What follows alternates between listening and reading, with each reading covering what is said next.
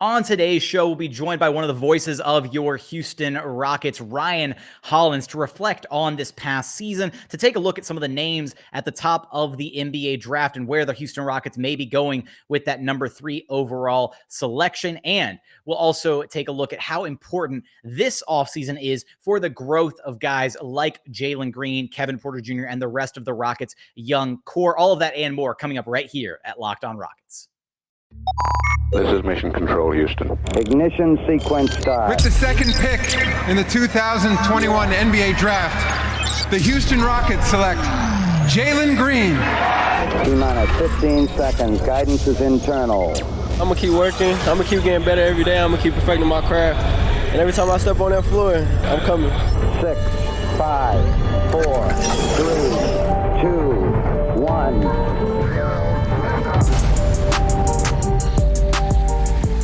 What's up, and welcome to another edition of Locked On Rockets, your daily podcast home for everything Houston Rockets basketball. As always, I'm your host, Jackson Gatlin, native Houstonian, also host of Locked On NBA Mondays, host of the State of the Rockets podcast, as well as the founder of ClutchCityControlRoom.com. Be sure to follow along on Twitter at JT Gatlin. The show, of course, at Locked On Rockets. As always, appreciate you for making Locked On Rockets your first listen each and every day. And joining us now is the voice of your Houston Rockets, none other than Ryan Hollins himself. Ryan, I'm so happy to have you back on the program here. I hope the offseason's been treating you well so far. It's been good, man. I can't lie. It's hard to look at any level of basketball, man. If but the Rockets aren't in it, man, we don't see our guys competing. But I think it's good to watch, to learn, and to know that, hey, man, this is definitely a girl. Not just of the franchise, but of our young guys and our players that want to be a piece of the action and see what's going on. Absolutely. You hear that same sentiment out of like guys like Jalen Green, who spoke to the media kind of recently and was just talking about, it sucks like seeing the playoff basketball being played and you're not out there, you're not competing. And, hopefully they're able to use that as kind of fuel to the fire, right? To work on their game, elevate themselves this offseason. That's something we're going to talk about a little bit later on, kind of what this current crop of rookies needs to do in their first NBA offseason, how important that is. I got so much that I want to talk about with you today, Ryan, but first place we got to start is, you just finished your rookie year with the Houston Rockets, right? So kind of reflecting back now on your first season with the Rockets in the analyst chair next to Craig Ackerman, you had some pretty big shoes to fill, those of, former Rockets legend Matt Bullard. How do you think your first year went with the team?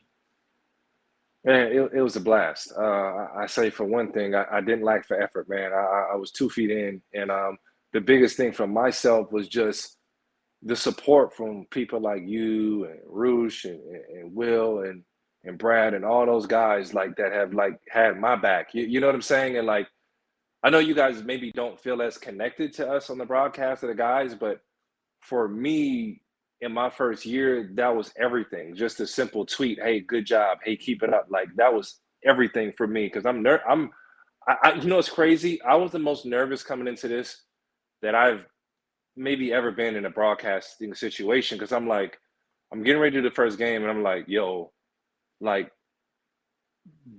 I represent these kids right now. I represent this amazing city. I represent this tradition and pride of Houston basketball that I gotta, speak for. And I was like, yo, like, am I up for this? Like, don't mess this up. This isn't you just messing your stuff up. This is for the city. So it was a blessing that things got on path. And like I said, that feedback that you guys were able to give me or the support, it was everything. It was everything. And then, I know the team didn't do a lot of winning, but there was just so much excitement that we were able to draw from this season. And it was just, it was a blast to be a part of. Like, this had to be one of the funnest losing seasons in history. And I think, Jackson, we talked about this early in the season, like you saw it coming. You saw it coming, and then seeing it come to fruition and seeing the guys finish strong and seeing flashes of what, this team can be was really, really cool to see and be a part of. Well, I think especially for us, right? The names that you mentioned, myself, Roosh, Will, Brad, so many of the other, amazing names here in this, Rocket space as fans, as media members, as, pseudo analysts, whatever you want to call us, right? Is the fact that we can tell when somebody's genuine, right? And I think that you came in with this level of genuineness about you where you came in, you were eager, you were hungry. we could tell you wanted to succeed. We could tell you wanted to, do something special here. And that really came across in the way that you approach things and the way that you handled the broadcast, all of that. So from me to you, right, I think you knocked it out of the park. Rookie of the year in my book, right? All right, I'm passing you the award right now. We're gonna go to Cade Cunningham's house, or not Cade Cunningham, I apologize, Scotty Barnes. We're gonna go raid Scotty Barnes' place, go snatch that Rookie of the Year trophy right out of his apartment. But I will say, right, you talk about having the butterflies, like, more butterflies than you ever got, like, in your playing career? Like, do you remember, like, opening night rookie season, like that level of butterflies, or like what was going on Not there? like playing career. It was different because when you play, you can run up and down. You got all this like extra energy. You don't know what to do with your arms, But in this sense was like in my head, like in my thoughts, like I got flashbacks of being a player by doing 82 games and then had to sit back and think my way through it. It was a different experience. So I think that was cool. Actually, having played helped out a lot because I knew how to handle travel and knew the unwritten rules of the game and behind the scenes. But it was definitely different in the sense of stepping into a role that I hadn't been in. And like, I told my bosses at AT&T this, like, I took it very serious to be the same guy that they interviewed that I told them that I would be, to be that guy and carry it out in the season. I just feel like my father always taught me, like, all I have is my word. So if I give you my word that I'm going to do something, I'm going to be faithful and loyal and uphold it to the highest standard that I can. That's what I'm going to go out and work to do. So I felt compelled to deliver, and then kind of like find my voice. And then for you guys to be like, dang, I like when Ryan gets excited, or Ryan did this. Like, I like that. Like, man, he said what I was thinking right there. Like, that made me go, all right, cool. They're vibing with me. I'm doing a good job. I enjoy it. I can be me, or, hey, I appreciate he taught me this about the game. And I'm like, cool. That was good. Keep up. Do more of that, and kind of, guys like Craig allowing me to put my own spin on what's happening, allowing me to be myself. I can't be the best me. I can't be Ryan Hollins without Craig opening that door. And he didn't have to, but he was like, dude, be you. And then we just naturally vibe and mesh well, be you, have fun, and I have a really deep respect for his expertise and his knowledge and experience here with the team. And he knows I lean on him and respect him, and he's giving that back to me. He's that type of guy, but it allowed me to be myself, You and Craig, and also shout out Cayleigh Griffin as well. The three of you, you did such an incredible job on that broadcast as a trio, as a team. And I, correct me if I'm wrong here. I mean, you had a long playing career. Obviously, that's something you deal with as a player, right? You've got teammates. You're building chemistry with one another. Did some of that maybe help you as you're like establishing your chemistry with Craig, with Cayleigh in the on-air broadcast, figuring out, like, kind of feeling each other out? Like, okay, Craig's going to do this here. He's going to react this way. He's going to call a play a certain way, and then I come in after with my analysis, like that kind of thing? Absolutely. I leaned on Craig like in a teammate type of way, like he's my veteran. Like, I gotta ask him, what's this, what's that? Like, hey man, how do we get to the airport? Where do I park? Hey, I need a ride. Like, I had to lean on him for stuff like that. Like with Cayleigh, like, I got to be positive every day for you. I don't want to be a negative Nancy. No one wants to see a negative Nancy for 82 games out of the year. You know what I'm saying? Like, yo, we got to lean on each other. Like we're going through this together, and to be positive around it and to be able to joke with each other and, hey, to sit down and fraternize and eat, nothing like it. But definitely a teammate. Craig is my teammate. Katie's my teammate. Adam, in the truck, that's my teammate. All these guys are teammates of mine, and that's that's the biggest thing that people may not see. So I don't think that's anything I can take for granted. But like, we have to have each other's back, and that's something that I don't think that you take for granted. You know what I'm saying? And that's something that you take in and you have to appreciate. So I guess it's an unwritten rule that a lot of people may not see, but having my back and them doing the stuff that they do is everything, And Perry, man, Perry's the point guard. Shoot, Perry's my coach. You never hear who Perry is. Perry's my coach. So if we have an ad to read or something's going on or something we missed, Perry's in my ear saying certain things. You're never going to hear Perry. You're never going to get Perry that respect. He's coach for what we have going on.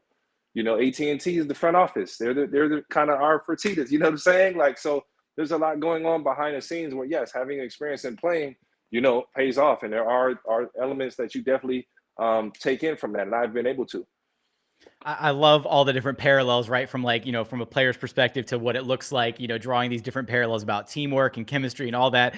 Right. Is there maybe, when you look back, you know, you kind of reflected on the season, is there maybe a favorite moment of yours that stands out where, you know, you just look back and you're like, oh, I love that. Like, I love that game. I love that call. I love that interaction from your perspective too. Not just like, I'm not talking like a favorite, like highlight from Jalen Green or something. Like, I'm talking from your perspective, you know, a favorite moment that you were like directly involved in. I had so many, but I point to one. I think, I don't know if we were playing the Bulls or it was Charlotte. It started off the winning streak. And my guy House wasn't playing that well. He was in and out the lineup. And the game wasn't looking great. And Daniel House goes on like his own little 7 or 10 point run. And he hits like a pull-up jumper, hits a shot. And I start feeling that I think we're going to win this game. I think the team is going to win this game. And the team was doing a lot of losing at the time. And I got extremely emotional on air that we were going to win this game. And I'm like, is this happening before my eyes? And I just remember the feeling like emotional. And it was like, yo, I'm emotionally invested into what's going on. I'm taking the losses home with me, and I haven't played 1 minute. I haven't even coached or practiced. I'm taking the losses home with me. Why am I so into this? What is going on? But the excitement and then watching that run, guys, Jackson, we were part of history this year. No team has lost that many, whatever straight and then won 7 or 8 or whatever in a row. It's never happened before. You know, it's an interesting part of history that winning is a part of that we can take away this season. So there's the Gary Bird phenomenon. Like, there's a lot that you can take from it. I'll say I'll give you another one. When Alperen Sengun dunks on the kid from the Cavs, Mobley. Ooh. And, you know, Mobley was coming in looking like a young new Alcindor. You know, there was this big hype about how he was and what he was doing, everything. And I remember Sengun gets the ball on a drop. You know, he gets it in the pocket and he takes off and he cocks it back with his left hand and dunks on him. And we're like, you know, this guy's supposed to be this unathletic, you know, Turkish kid, and he's just banged on the best shot blocker in the rookie class, you know. And there are just a lot of those moments. Jalen Green in overtime against the Lakers in that last game, when he was like, yo, I'm Jalen Green, bro. Like, that was special.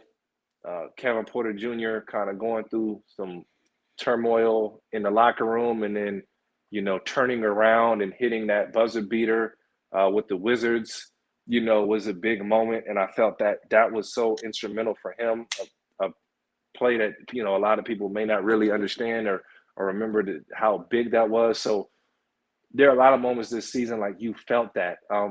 Going up to Utah and just hitting every three-pointer imaginable and beating Utah at Utah was like, yo, what? Like, I remember walking back. We didn't travel from the AT&T studio, and I remember just like glowing. And I remember like it was me, you, and Roosh. We popped in the was that the game? Yes, we were so hyped. We popped in Spaces, and it was like, Jackson, emergency podcast coming soon. Like, we were that turned up. Like, I do remember that. I remember because you and Roosh were in the space, and I popped in just to listen for a minute. And suddenly y'all were like, nah, we gotta get on the pod right now. Like, y'all were like, we're doing this tonight. And I was like, all right, bet, let's do it. Let's fire it up. And everybody started tweeting you. So we're like, yo, tweet at Jackson right now if you want to see this. And you're like, why is my notifications are blowing up? Exactly. Yes. That was great. Oh man, there was so many amazing moments from this past season. So many things that we can look back on. Like you said, one of the more exciting losing seasons probably in NBA history, and we all have such a connection to this team from game one all the way through game 82. But we're in the middle of the offseason now, and with the offseason comes the NBA draft, which is such an important part of what the Rockets are trying to do, a rebuilding franchise. And we found out that they have the number 3 overall pick in this year's NBA draft. I've got some questions for you, Ryan, about the guys at the top of this draft, your impressions of them so far. We're going to get there after a quick message from our friends over at RockAuto.com.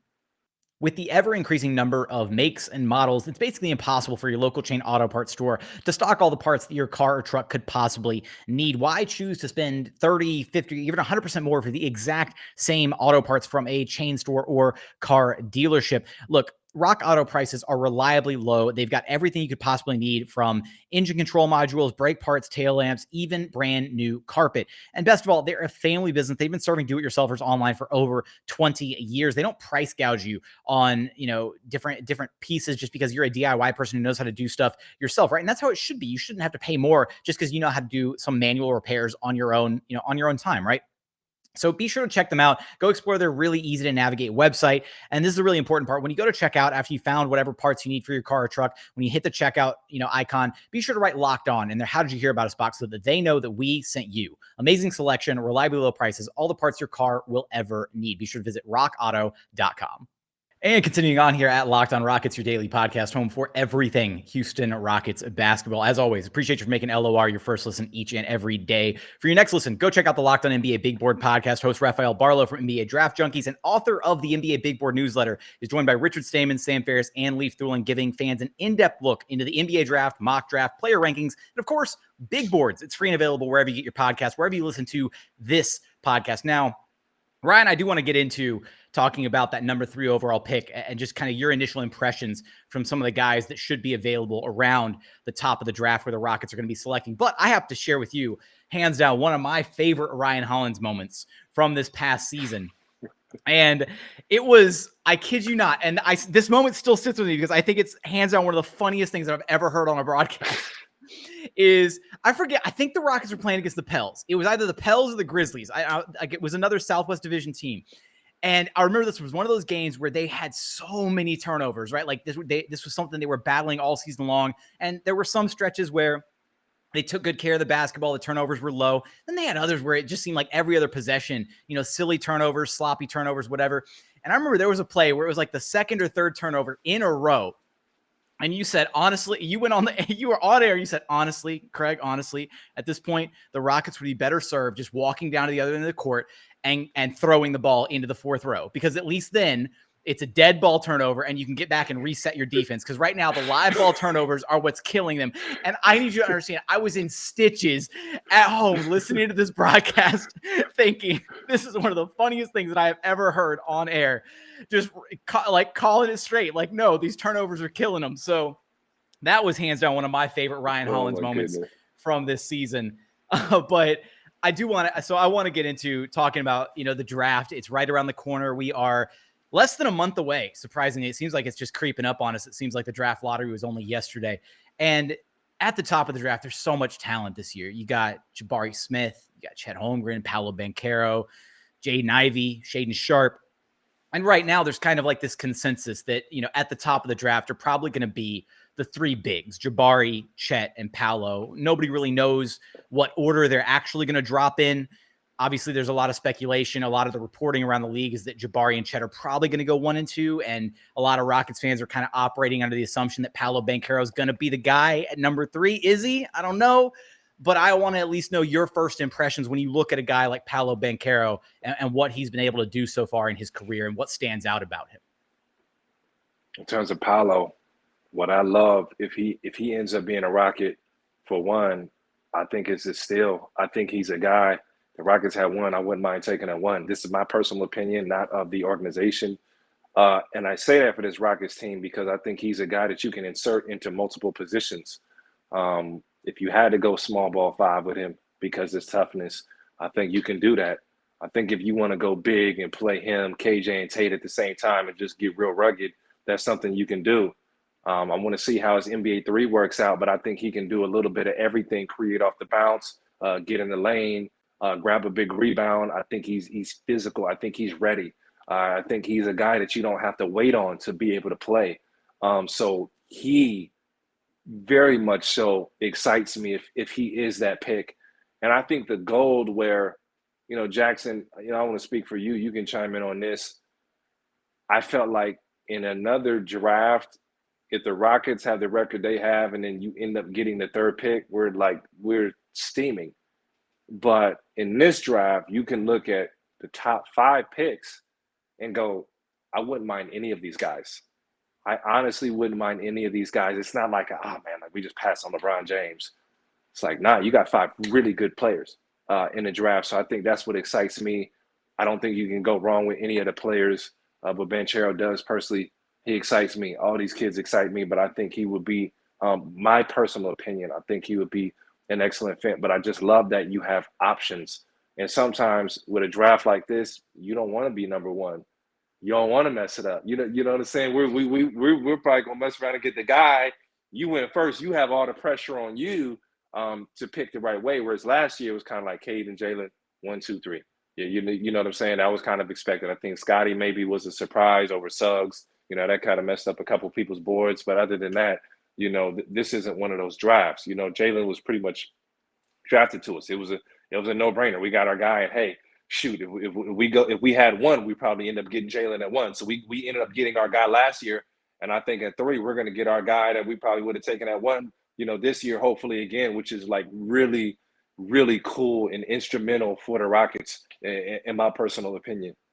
And what's crazy too is the biggest part of kind of striking gold twice is the Rockets. Obviously last year they had, the concerns about whether or not the pick would actually stay in Houston, or if it had fallen to 5, it would have gone to the Oklahoma City Thunder. That would have been catastrophic, not walking away with a top talent after being the worst team in the association. Cause that's usually the reward is, hey, all right, you're rebuilding, you're a bad team. Here's a top lottery pick. You're going to bring in some amazing talent and you're going to start trending upward, hopefully, right? Building towards the future. And so the Rockets got that. They got their guy, Jalen Green, last year. And they're about to be able to do that again this year in the sense like they landed in the top both years. So because there is kind of, I think, maybe a bit of a drop across those top 5 guys. I think you do lump them all together with Jaden Ivey and Shaedon Sharpe there as well. But I think as far as like the consensus maybe around the league or just the perception is that the 3 bigs are kind of in their like a tier on their own. And then it's like Jaden Ivey and Shaedon Sharpe are like that next tier before you get to all the rest of the guys like the Keegan Murrays, the Benedict Mathurin's, Jalen Durans of the draft, the kind of those tier 2 guys are going to fill out the rest of the lottery. And for the Rockets to be able to have 2 back-to-back years where they're going to pick up a tier 1 guy, like one of the top prospects in the draft, is huge for them. And I'm curious, Ryan, from your perspective, having, gone through that pre-draft process, what's going on with these guys right now, right? The workouts that they're going through, the interviews that they're doing, what is this process like, from a player perspective, leading up to and including the draft? It's exciting, anxiety. Excited, anxiety. You're thrilled, bro. You know you are about to follow your dream. But you don't know, to an extent, you can't control where you're going to go, where it's going to be at. And in a couple of months, a couple of days, you got marked off, your life is going to change. And you're working out, and the only thing you can control is how hard you go in your workouts, how hard you go, the shape that you get in, that you can be the best that you can be. So it's excited, anxiety, and you're thrilled to be able to follow your dreams, and you're going to be in the association. All you can do is sit back and watch and wait and work out. So every day you work out, you're like, this hard work is going to go somewhere. So it's a very fun time, and it's life-changing because now you're no longer in school. You're in a situation where you get to be you get to follow those dreams. You're going to be playing against those guys, and you've been thinking NBA for such a long time, but now you have an opportunity to actually do it, dude. It is hard. Like Jackson, like literally their dreams of the NBA. I used to have dreams of the NBA, like playing against the guys, being on the floor. I used to watch the TV And I used to visualize being in the NBA so much that I could feel it. I could feel what I would do. And then actually getting a chance to be on the floor, bro, is one of the craziest things you'll ever experience or ever be a part of in your life.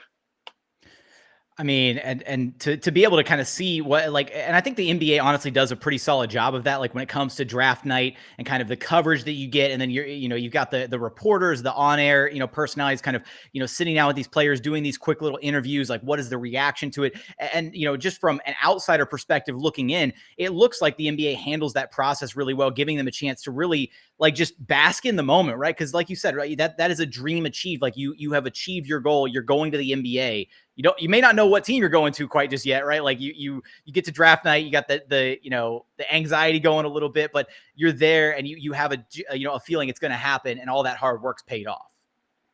Yeah, no, it's super cool. And I think, for the young kids, if I had to give them some advice, less is more. Go out and appreciate the moment and know that your goal, almost like a marriage, it's not just to get there and be happy like that you made it. Go be an all-star. Go play 10 plus years in the association. Play 15, play 20 years in the association. Reach some goals, but enjoy the moment when it comes, but know that this is not all. We're not just happy to be here. You don't want to be – I've seen guys who are happy to be here. You don't want to be one of those guys. So I think just enjoy the moment, follow your dreams and just do everything you can moving forward to stay in the league. And remember, like, you can't fake the funk. Like, you got to go and you got to put in the work. And it should, I think, come to mind, shout out to Jalen Green and Josh Christopher. Those two aren't just happy to be here. They came in with the correct mentality, because for everyone with the right mentality, I played 10 years because a lot of dudes didn't have the right mentality. And it paid dividends for myself and my family.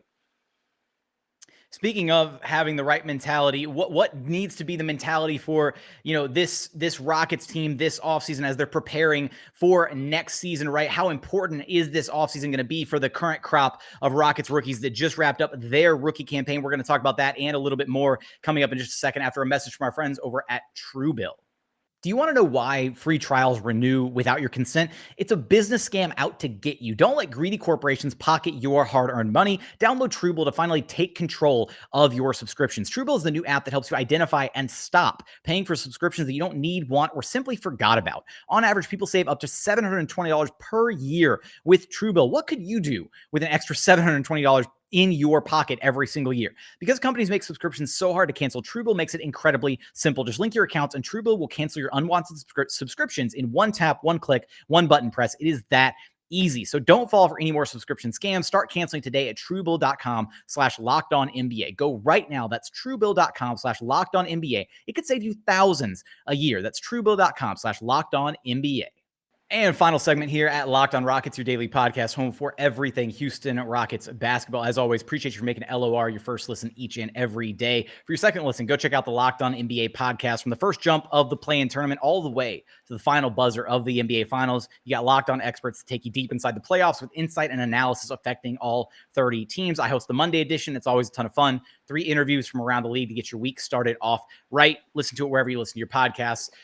Ryan, as we're rounding third here, heading home, I do think that there's been maybe a bit of a worry amongst the Rockets fandom right now, with Alperen Sengun, I guess, in his role moving forward, specifically as it concerns, whichever one of these top prospects the Rockets bring in, because again, you see those 3 big guys at the top of the draft, and it's looking like Paolo Banchero might be the guy that is there at pick number 3 for the Rockets. Again, if it plays out that way, we don't know yet, but you were 5 in the NBA, right? You had to play with and against so many different guys throughout your career, and I'm talking like, bigger guys, smaller guys who could get, take you out on the perimeter, guys who are going to bang down low, like all this stuff. Right.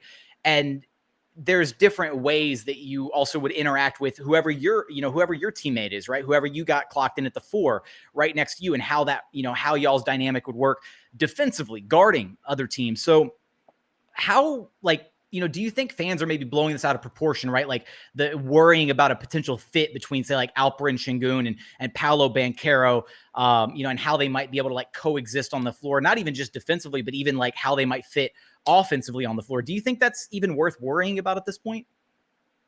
I'm confused. Why wouldn't Banchero fit with Alperen on offense or defense? Like, I don't know. I'm confused to that. Like, maybe I guess more shooting on the floor, I guess. But I think the cool thing about Sengun is with his IQ and passing ability and knowledge of the game, even if it isn't, 5 shooters on the floor at the same time, he's able to kind of get the ball moving and make a correct play. I think that's really cool of him being a secondary playmaker. Defensively, I think Paulo has a lot of tools with his size and athletic ability where he can guard multiple positions. And I think just at the end of the day, defensively, that's as many guys as you can get that are big and athletic and that can move their feet are good for you. So, I don't know I guess, confusion there. Maybe that there's not a, long, lanky shot blocker, but I think, hey, Sengun, for one, I think is light years ahead of what we thought he may have been defensively, and definitely a pleasant surprise. And I think he knows things that he needs to work on. I think he really had a great focus towards the end of the year to play without fouling, and I thought he was really good in his role. But I think his impact is his toughness, his IQ, and ability to pass and win his matchup. So I think that I'm confused why people are worried about those two potentially playing together. I know we're jumping because he hasn't even been drafted yet. We don't even know if that is the guy, but yeah, that confuses me. I don't know. The NBA is not a pound you out post up league anymore. It's a move the ball around the horn, switch out and guard multiple positions type of league. Can you guard 1 through 5, 1 through 4? Those are the questions that you ask when drafting a player. And I think that both those guys are served well to do so. I think that was very eloquently put. I think that hopefully squashes a little bit of the concerns there, because I've been just basically been like, just draft him and see if it works out, right? Like, what's the worst that's going to happen? Because at the end of the day, those two guys are incredibly talented offensively, and at least offensively, they should be able to make it work, even if there might be some questions about what that would look like defensively. But I do want to dive in here, Ryan. Just, we got this first offseason, right? So the Rockets have, found themselves, in this position where they ended the James Harden era and they were kind of in this transitional period. Last year was really like the first year of like the rebuild, because they had, Jalen Green, they had KPJ, they were going to give them the keys to the offense, LP, Josh, they had their young guys, right, that they were going to kind of start at the floor level of this rebuild with, I should say. Just how important is this first offseason going to be for all of those guys, right? For Jalen, for Josh, for LP, to be able to look back on and reflect on, all right, this is what I was able to accomplish my rookie year. This is what I need to get better at, and to really take that first offseason and, iron out their games and come back. And how big of a step do you think we can expect, like a guy like Jalen to take going into next season? I think having the experience is absolutely everything. So now you took a year where these guys got to get a lot of minutes. They're put in different positions. So now when they go in and work out and say, man, I got to be more physical. I have to make this shot. Every time they go under the screen, I got to pull up and hit a 3, or, hey, man, I have to go to the rim with authority. And they take these plays or these situations into their workouts. They're going to understand the sense of urgency and what it's going to take to be successful at an NBA level.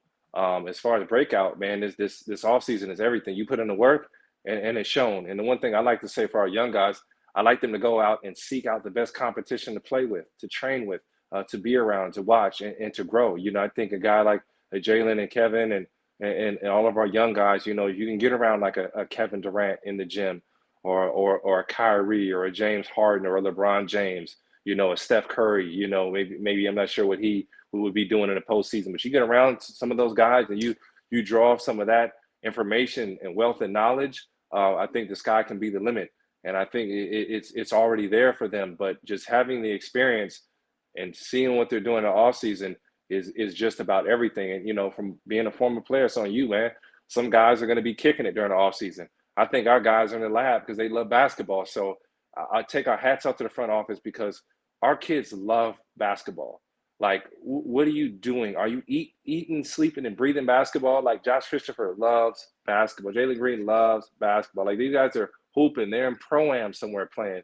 They're in the gym. They're meeting up with their buddies. They can't wait to show their new jump shot, their new handle, a new move they've been working on. Like, they love this. If they're playing video games, it's NBA 2K. Like, they are sleeping, and breathing basketball, and that's what I love about these kids. It's crazy. Jalen Green recently had that interview that he did with Bill Simmons. We don't have to get into that whole situation, but somewhere in there he was talking about, Simmons asked him if he actually plays 2K, and Jalen was like, no, I was never really big. He was like, I'm not really big into video games like that. He was like, sometimes I'll just play 2K and I'll just get on there just to talk a little smack and mess with my friends. And even though I don't know what I'm doing, he's just like, he just takes the ball and he just, does whatever, but he's just in there just to talk a little smack. So I thought that was a funny little aside. But, when you're looking at where this Rockets team is at, Ryan, and, the season that they just came off of, they've been the worst team in the NBA 2 seasons in a row. But you see that the work that these young guys are putting in, right? You talk about them, living and breathing basketball. We've had reports that, the Rockets have had 9, 10 of their different guys like in Houston working out, trying to get better for next season, even though this season's not even over yet. Like the playoffs are still going on. You've already got guys who are in town working out, trying to elevate their games, their bodies to be better for next season. What are you looking at as far as like potential expectations for next year for this team, especially considering that you've got all these young guys that are going to have their first NBA offseason to really refine their craft, get better. They're going to be adding another top pick probably with that number 3 overall. This is going to be a more talented team next year, just top to bottom, don't you think? It is. And it does speak volumes that these guys are building chemistry in the offseason. That's just about everything. Anytime that you can get together and play, anytime these guys can get to LA or respective city or Las Vegas and get their runs in together. And I think what's cool is like our guys like each other on and off the court. They don't mind hanging out. It's not fake. They're genuinely happy for each other. And it's kind of fun to see. Like they're like some young rock stars to an extent. So I think that is absolutely huge. But that development, man, I'm telling you, it goes on. You make the biggest strides in the offseason, and you can't fake the work. You cannot fake the work at all. And I think just hopefully they're watching the NBA playoffs. I hope they're a little irritated that they're not playing, and they're learning and envisioning, hey, what is it going to look like for us to be in this situation? And I think what's cool, and Jackson, I think you can speak to this, is we don't know what they're going to be next year in full. I'd be lying to you if I said they knew. We didn't know what they would come in and be this year. I think there were a lot of pleasant surprises, many of them, in fact. And we saw guys improve actually in the midst of the season. So I think it'll be even more to see what they come in with, how they grow, and if they can pick up where they left off from. And I think that would be absolutely everything. It'd be huge to see this team take, a step in the right direction right next season, which is, I think that's just kind of like the baseline expectation is, hey, like, if you've been the worst team in the NBA 2 years in a row, there's really nowhere to go from but up. But even being the worst team in the NBA this year, there were a lot of pleasant surprises, like you pointed out, right? Throughout this whole episode, right? Jalen Green's growth, the burst that he had to end the season, Alperen Sengun being a pleasant surprise, the steal of the draft, like all these different things that really played into the Rockets' favor as we went through this last season. And hopefully we get a lot of, surprises like that this next season. But Ryan, before I let you go out of here, we're going to pivot away from the Houston Rockets here for a split second. Who's your pick to win the finals? Well, the pick that I had was the Mavericks, and that wasn't looking too darn good. Hey, I mean, they're still in the playoffs right now. They're technically in the playoffs, but we would have to see some history in the making.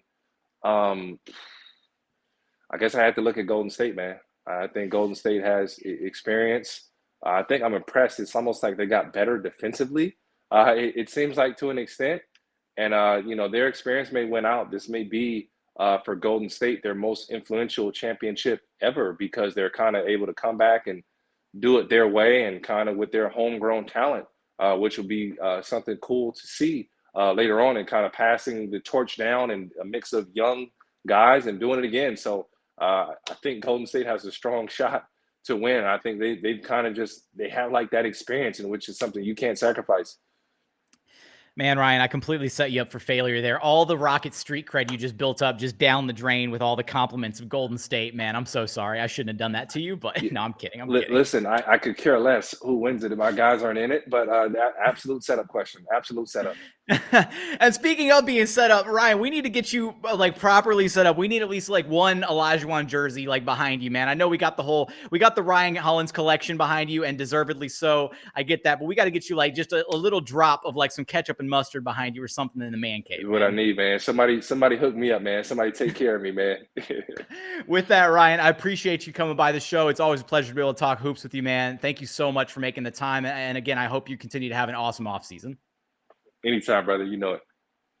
That's going to do it for our episode with Ryan Hollins, the voice of your Houston Rockets. Let me know how you feel about where the Rockets are headed in the midst of this rebuild in the comments on the YouTube page. As always, appreciate you for checking out the show. If you haven't done so yet, please consider subscribing wherever you listen to your podcasts, Apple, Spotify, Google, the Odyssey app, free and available on all platforms. Like I said, check us out on YouTube. Go to YouTube, search Locked On Rockets, like, comment, subscribe, all that good stuff. What was your favorite Ryan Hollins moment from this past season? Let me know in the YouTube comments. But as always, thank you so much for watching. Thank you so much for listening. We look forward to having you back right here at Locked On Rockets, your daily podcast home for everything Houston Rockets basketball.